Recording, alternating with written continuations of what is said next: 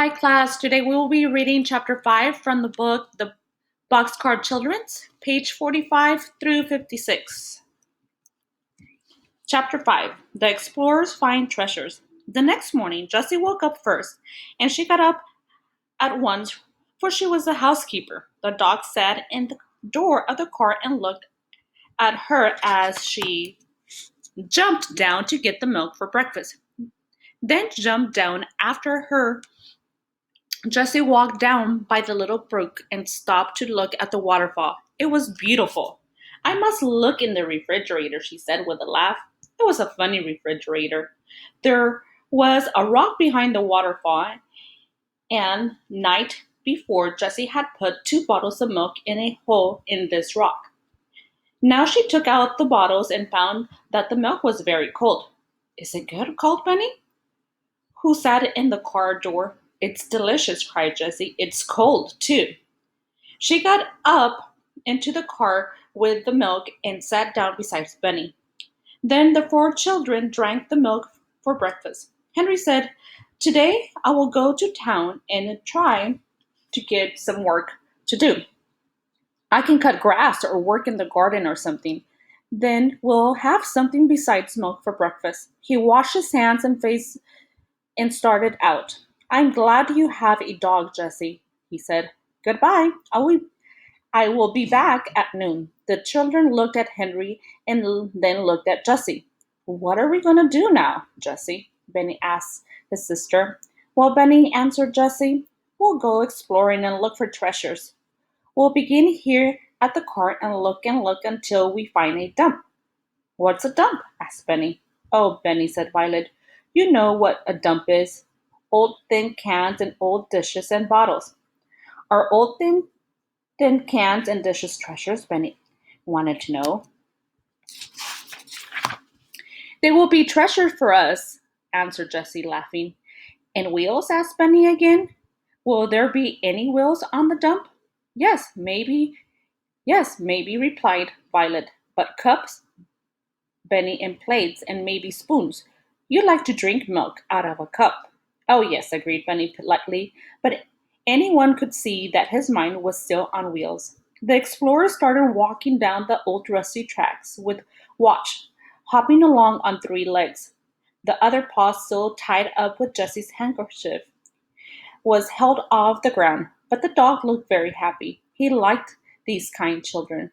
They all walked along through the woods, looking this way and that.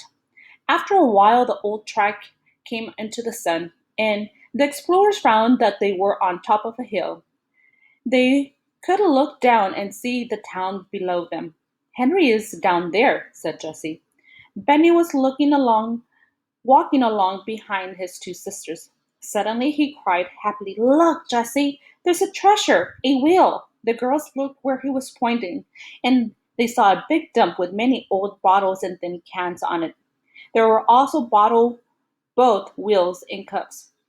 Indeed, there were dishes of all kinds. Oh, Benny, cried Jessie. You saw the treasure first. What should we do without you? Violet ran over to the dump. Here's a white pitcher, Jessie, she cried. Jessie looked at it. It was all right, with only one small crack. Here's a big white cup, too, she said happily. Can you use a teapot, Jessie? Asked Benny. Yes, indeed, she replied. We can put water in it. I have found 2 cups and a bowl. Let's look for spoons, too. Violet held up what she had found, 5 spoons covered with rust. Good, said Jessie. There's a big kettle. Let's pile all the dishes in it.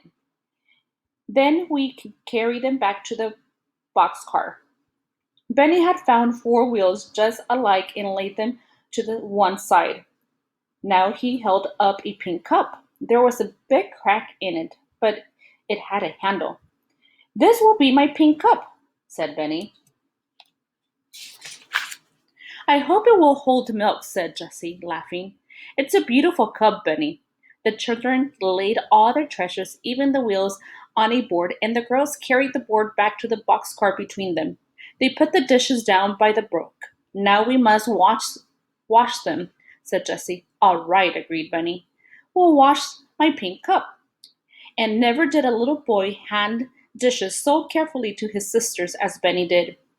The girls washed the dishes with soap, and Jessie used sand to get the rust off the spoons. There, she said, washing the last shiny spoon. How fine they look!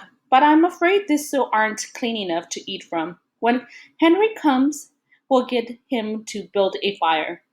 Then we can have hot water to rinse them, and they will be very clean. The children sat back and admired the dishes. Suddenly, Violet cried, "Oh, I know where to put them. Come and see what I found in the car last night." Both girls looked in at the door. "Look on the door, on the other side of the car," said Violet. All Jessie saw were two pieces of wood nailed to the closed door of the car, but she knew at once what was in Violet's mind. She ran to get the board they had carried from the dump and laid it carefully across the two pieces of wood. It made a fine shelf for the dishes. "There," said Jessie. The children could hardly wait to put the shiny dishes on the shelf. "Let's put them now," said Violet, "and see how they look, without wanting to rinse them." When they were on the shelf, Violet picked up some white and yellow flowers and put them